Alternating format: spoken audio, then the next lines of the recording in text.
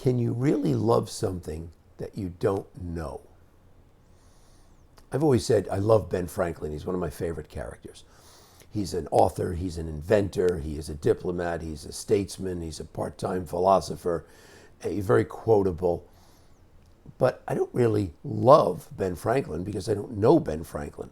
Even having read his autobiography, I know more about him, but I don't know him.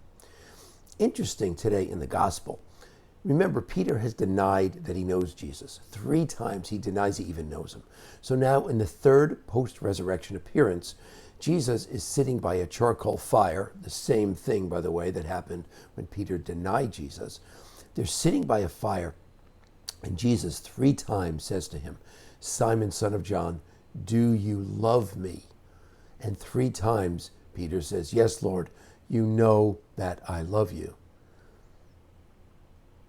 He challenges Peter to overcome his denial.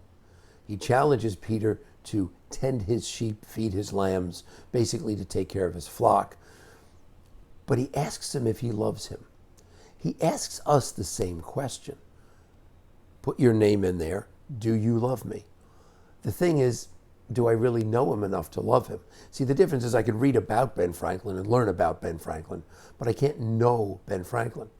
Well, with Jesus, I can read about him, I could learn about him by the Gospels, but I can come to know him through prayer and the sacraments. That's the difference. He allows me to know him. He allows me to have an intimate relationship with him through my prayer and through the sacraments. So going into this weekend, I'm going to challenge you to spend a little bit of intimate prayer time with Jesus Christ. Even if it's a prayer as simple as, Lord, allow me to know you. Help me to know you better.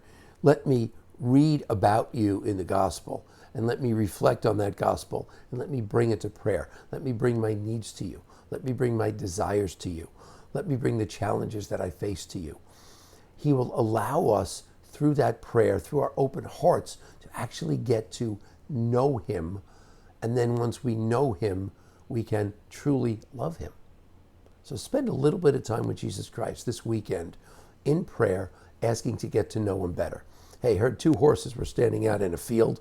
One horse turns to the other and says, I am so hungry I could eat a horse. The other horse looks at him and goes, moo. Guys, stay awesome. See you on Monday. God bless.